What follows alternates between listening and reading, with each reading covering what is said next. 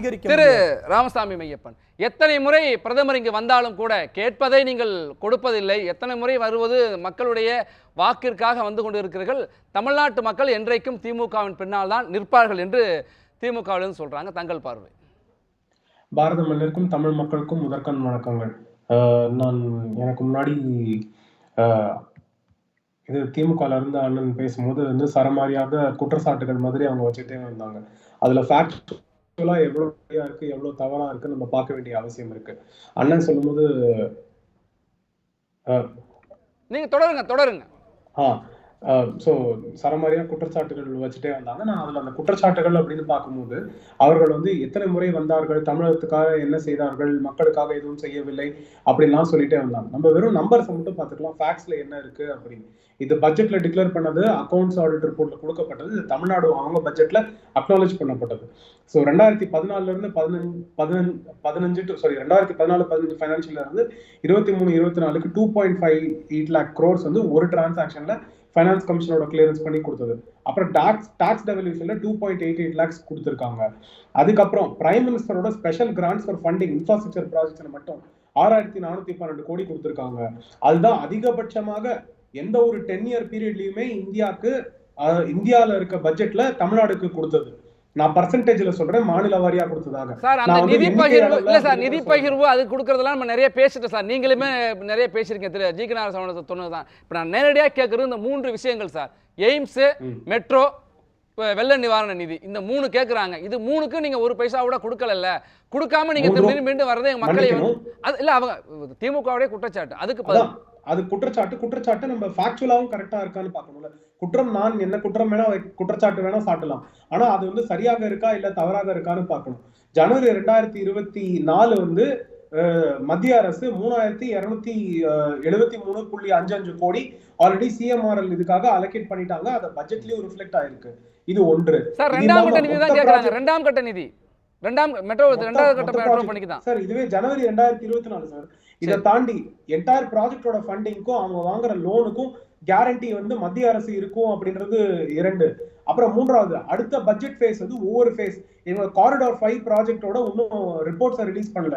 Corridor 5 வந்து அந்த Madhavaram to Sholinganallur அந்த ப்ராஜெக்ட் ரிப்போர்ட்டையும் அவங்க கொடுக்கும் போது அதோட சேர்த்து வர அடுத்த ஸ்டேஜ் ஃபண்டிங்கும் அவங்க ரிலீஸ் பண்ணிடுவாங்கன்னு மத்திய அரசு கிளாரிஃபிகேஷன் கொடுத்துருக்காங்க. இது ஃப்ளோர் ஆஃப் த ஹவுஸ்லயும் நடந்திருக்கு. இது மெட்ரோ ரயில் ப்ராஜெக்டை பொறுத்த வரைக்கும். அடுத்தது எய்ம்ஸோட ப்ராஜெக்ட்டுக்கு எடுத்துப்போம். எய்ம்ஸ் எடுத்துக்கிட்டோம், லேண்ட் அக்விசிஷன் இவங்க எப்போ கம்ப்ளீட் பண்ணாங்கன்னு இவங்களை ஒயிட் பேப்பர் ரிலீஸ் பண்ண சொன்னாங்க. இல்ல ஆர்டிஐல ரிக்வெஸ்ட் பிளேஸ் பண்ணிருக்காங்க, இன்னும் அது அவங்களோட இதுல கம்ப்ளீட்டா டேட்டா இல்ல அப்படின்னு சொல்லியிருக்காங்க. எய்ம்ஸோட டோட்டல் லேண்ட் அக்விசிஷன் கடைசி சென்டிமீட்டர் வரைக்கும் அவங்க வந்து எப்போ லேண்ட் அக்விசிஷன் கம்ப்ளீட் பண்ணி முடிச்சிருக்காங்கன்னு தமிழக அரசு கொடுக்க சொல்லுங்க. அந்த டிஸ்ட்ரிக்ட் அலோகேஷன்ல இருந்து அவங்க வந்து லேண்ட் அக்விசிஷனை கம்ப்ளீட் பண்ணதாக அவங்க ரிப்போர்ட்டே கொடுக்கல. 1. 2வது அதற்கான ஃபண்டிங்கை கேரண்டி பண்ணதும் மத்திய அரசு தான். அது இல்லாம அதுல வந்து மத்திய அரசு வந்து தமிழக அரசோட ஒப்பந்தத்துக்கு பேர்ல ராமநாதபுரத்துல படிக்கிறாங்க. அதற்கான ஃபண்டிங் அலோகேஷனையும் மத்திய அரசு கொடுக்குறாங்க. அப்போ எய்ம்ஸ் ஏற்கனவே துவங்கப்பட்டதாக நம்ம கன்சிடர் பண்ண வேணும். ஏன்னா அட்மிஷன் ப்ராசஸ் ஏற்கனவே நடந்துட்டு இருக்கு, மாணவர்கள் படிச்சுட்டு இருக்காங்க, அதற்கான ஃபண்டிங் அலோகேஷனையும் கொடுக்குறாங்க. தமிழக அரசு ஒத்துழைப்போட தான், அது ஒத்துழைப்பு இல்லாம அப்படின்னு சொல்லல. அடுத்தது 3வது விஷயம், அவங்க வந்து நிவாரண நிதி அப்படின்னு சொல்றாங்க. நிவாரண நிதி தமிழக அரசு இன்னைக்கு அவங்களோட ஃபைனல் ரிப்போர்ட்டா கிராண்ட் நெய்ட் இவ்வளவு தமிழக அரசு கொடுக்குறோம், இவ்வளவு கொடுக்க வேண்டிய அவசியம் இருக்குன்னு தமிழக அரசு ரிப்போர்ட் தயார் பண்ணிட்டாங்களா? நாங்க இவ்வளவு மக்களுக்கு கொடுக்கலான்னு இருக்கோம், இவ்வளவு சேதம் இருக்கு அப்படின்னு சொல்றாங்க. நான் மத்திய அரசோட ரிப்போர்ட்டுக்கு போல, அந்த வந்த கமிட்டியோட ரிப்போர்ட் ஃபைனலைஸ் ஆனது கூட நான் போல. தமிழக அரசு இன்னைக்கு வரைக்கும் ரிப்போர்ட்டை ஃபைனலைஸ் பண்ணல.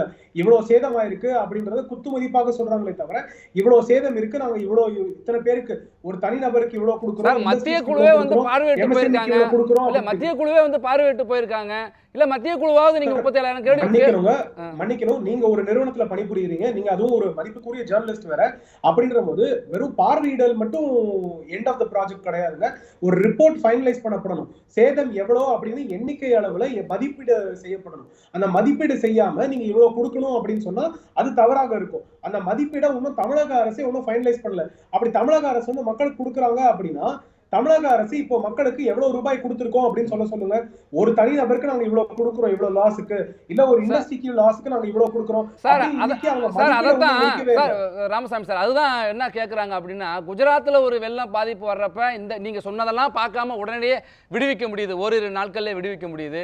இங்க மாத கணக்காயும் உத்தேசமா ஒரு தொகை கேட்கறாங்க, ஒரு உடனடி தொகையை ஒரு முதல் கட்ட தொகையாவது விடுவிக்கலாம்ல. கணக்கெடுப்பெல்லாம் நீங்க கேட்பதெல்லாம் சரிதான், எவ்வளவு சேதம் முழுமையா கணக்கெடுக்கல, கணக்கெடுக்கிற வரைக்கும் முதல் கட்ட நிதியை அதை பயன்படுத்திங்கன்னு ஒரு நிதி கொடுக்கலாம்ல. வழக்கமா கொடுத்த அந்த நிதி இல்ல, நீங்க திரும்ப 1400 கோடிக்கு வருவீங்க. அதுக்காக மன்னிக்கணும், இது என்ன ஒரு உணர்வுபூர்வமான விஷயமா நம்ம எடுத்துக்க வேண்டிய தேவை இருக்கு. ஏன்னா அந்த ஃப்ளட்ல அஃபெக்ட் ஆனவங்க எல்லாருக்குமே அன்னைக்கு அவங்களோட அன்றாட தேவை அஃபெக்ட் ஆயிருக்கு. சிலருக்கு பொருள் ரீதியாக அதிகமான டேமேஜ் இல்லாம இருந்திருக்கலாம், ஆனா அன்னைக்கு அவங்க பிள்ளைங்களை அவங்க பாத்துக்க முடியாம இருந்திருக்கும், அவங்க வேலைக்கு போக முடியாம இருந்திருக்கும். சிலர் பள்ளிகளுக்கு சேதம் இருக்கும், சிலது பொது உடைமைகளுக்கு சேதம் இருக்கும். அப்படின்ற மக்களோட உணர்வு சார்ந்த விஷயம். அதை எண்ணிக்கையில நாங்க இவ்வளவு கேட்கிறோம், இவ்வளவு கொடுக்கல அப்படின்னு ஒரு அரசு, தமிழக அரசா சொல்லும் போது அதுல பொறுப்பு இன்னும் அதிகமா எடுத்துக்க வேண்டிய தேவை இருக்கு. மத்திய அரசு எனக்கு கொடுக்கல அப்படின்னு சொல்றது சரி கிடையாது. ஒரு அரசு அன்னைக்கு மக்களுக்கு என்ன தேவை அப்படின்றத நாங்க பாத்துக்கிட்டோமா இல்லையா, நாங்க முன்கூட்டியே அதற்கு தேவையான விஷயங்களை செஞ்சோமா இல்லையா, இல்ல இன்னைக்கு மத்திய அரசுல இருந்து காசு வரலாம் கூட எங்களால இவ்வளவு கொடுக்க முடியும், நாங்க இவ்வளவு கொடுத்திருக்கோம் அப்படின்னு சொன்னா அந்த அரசு பொறுப்புமிக்க அரசுன்னு நம்ம எடுத்துக்கலாம். இது இவ்வளவு காசு வரலன்னு அவங்க பொதுத்தளத்துல கொண்டு வைக்கிறது வெறும் பிளேம் சுவிட்ச் பண்ணி தேர்தல் நேரத்துல இதற்கான காரணம் மொத்தமும் மத்திய அரசு தான் அப்படின்னு சொல்றது மட்டும்தான். ஒரு உணர்வை யாரும் மதிக்கல. இன்னைக்கு எனக்கு நான் ஃப்ளட்னால அஃபெக்ட் ஆயிட்டேன், என் வீட்டுக்குள்ள தண்ணி வந்துருச்சு, என்னோட வேலை செய்ய முடியல, இல்ல நான் தொழில் செய்யற இடத்துக்குள்ள தண்ணி வந்துருச்சு, என்னால தொழில் செய்ய முடியல, எனக்கு அன்றாட தேவைகளே என்னால மீட் பண்ண முடியல அப்படின்னா அது ஒரு பிரச்சனை. அன்றாட தேவைகளை கூட விடுவோம். எனக்கு அந்த சொந்தமான இடம், அந்த இடம் இன்னைக்கு டேமேஜ் ஆயிருக்கு அப்படின்னா நான் எவ்வளவு கஷ்டத்துல இருப்பேன். அந்த கஷ்டத்துல இருக்கும் போது அரசு அனுதாபமா என்ன செய்யணுமோ அந்த செயலை விட்டுட்டு இன்னைக்கு மத்திய அரசு இதை செய்யல, காசு கொடுக்கலன்னு அவர்கள் செய்ய வேண்டிய செயலை செய்யாமல் இல்ல சார், இப்ப தமிழ்நாடு அரசு முதல் கட்டமா 6000 வெள்ள நிவாரணம் கொடுத்தாங்க, ரெண்டாவது கட்டமா கூட கடந்த மார்ச் 1ஆம் தேதி விடுபட்டவர்களுக்கு. நீங்க அங்க ஃப்ளட் அஃபெக்ட் ஆன இடத்த உங்களோட நிருபர்கள், உங்களோட எடிட்டர்ஸ் போயிருக்காங்க, உங்களோட ஜேர்னலிஸ்ட் எல்லாம் போயிருக்காங்க. நம்ம சென்னை சுற்றுப்புறம் அதே மாதிரி தென் தமிழ்நாட்டுல நம்ம ஒவ்வொரு இடமா அவங்க போய் கேட்டது உங்களோட சேனல்ல நீங்க பாத்திருப்பீங்க. அவங்க கொடுத்த 6000 எப்போ வந்தது, எதற்காக வந்தது, யாருக்காக வந்தது அப்படின்ற ரெக்கார்டு உங்ககிட்ட இருக்கு. அது உணர்வுபூர்வமா நம்ம யாரெல்லாம் ஃப்ளட்னால அஃபெக்ட் ஆயிட்டாங்களோ அவங்களுக்கெல்லாம் தமிழக அரசு உதவி புரிஞ்சிருச்சு. வெள்ள நிவாரண நிதி தமிழ்நாடு அரசு கேட்டது கிடைக்காமல் தாமதிப்பது தமிழ்நாடு அரசு தான் காரணங்கிறீங்க. மத்திய அரசுக்கு எந்த பொறுப்பும் இல்ல, காரணம் இல்ல. மத்திய அரசு அதை சரியாக கொடுப்பார்கள், அதை மாட்டேன்னு சொல்ல மாட்டாங்கன்னு தான் சொல்றேன். முன்னாடி இருக்க மற்ற அரசுகளோட அதுதான் சார் என்னன்னா ஒரு தேவை ஒரு தேவை ஏற்படக்கூடாது. ஒரு வாரத்துல 2015 மத்திய அரசு கொடுத்திருக்காங்க, 2017 மத்திய அரசு கொடுத்திருக்காங்க, அதே மாதிரி 2023, 24 மத்திய அரசு கொடுப்பாங்க. ஆனா இவர்கள் உதவி என்பது தேவை என்பது பசிக்கிறப்பதான் சார் சாப்பிட முடியும். பசி எல்லாம் மரத்து ஆளே இல்லாத மயங்கி விழுந்ததுக்கு சாப்பாடு என்னத்துக்கு சார் ஆகுது? என் பக்கத்து வீட்டுல பிரச்சனைனா முதல்ல நான் கை கொடுத்து உதவணுங்க. நான் கை கொடுத்து உதவாம நான் இல்ல நான் உதவ மாட்டேன், அவங்கதான் வரணும், அவங்கதான் அதுக்கு பொறுப்பு. மத்திய அரசு தானே சார் நிதி கொடுக்கணும். இன்றைக்கு பிரதமர் 3 முறை, இந்த ஒரு வார காலத்துல 3 முறை தமிழ்நாட்டுக்கு வந்திருக்காங்கல்ல, நிறைய நலத்திட்ட உதவிகளை தொடங்கி வச்சிருக்காங்கல்ல. நான் இப்ப முதல் கட்டமா ஒரு 5000 கோடி ஒதுக்கி இருக்கேன், எனக்கு கணக்கு சரியா தமிழ்நாடு அரசு கொடுக்கல, கொடுத்துச்சுன்னா எல்லா பணத்தை நான் கொடுக்க தயாரா இருக்குங்கிற ஒரு வார்த்தை வரலையே சார்.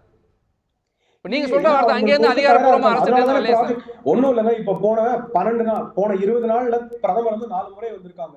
நம்ம இப்போ மட்டுமே 48 கோடிக்கு ப்ராஜெக்ட் ரிலீஸ் பண்ணிருக்காங்க. அப்ப அந்த 48 கோடிக்கான ப்ராஜெக்ட்ஸ் எங்க இருந்து வந்தது? மத்திய அரசு அதற்கான பயனை கொடுக்காம இல்ல அதற்கான ஃபண்ட்ஸை கொடுக்காம வந்தது. அப்போ முதலமைச்சரும் அதுல 2 ரிலீஸ் ஃபங்க்ஷன்ல அவங்களும் கூட இருக்காங்க. அப்போ முதலமைச்சர் இல்ல பிரதமர் தவறாக சொல்கிறார், அது மத்திய அரசு கொடுத்த ஃபண்ட்ஸ் கிடையாது, மத்திய அரசு ரிலீஸ் பண்ற ப்ராஜெக்ட் கிடையாதுன்னு சொல்லலாமே.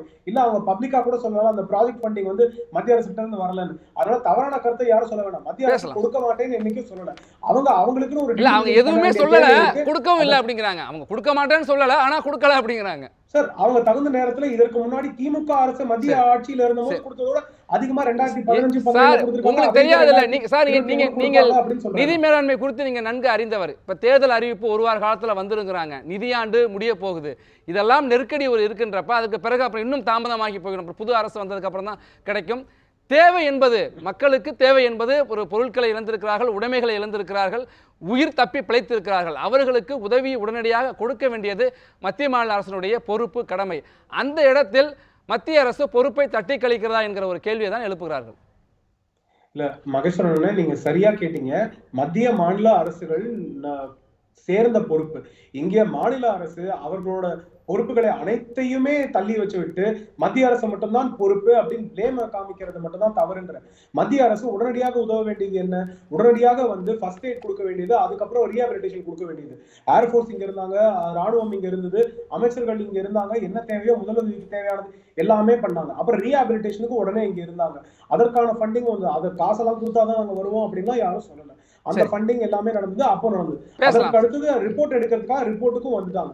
அதுக்கப்புறம் மாநில அரசோட ரிப்போர்ட் வந்ததுக்கு அப்புறமா ஃபண்ட்ஸ் ரிலீஸ் பண்ணுவாங்க. தொடர்ந்து பேசலாம் சார்.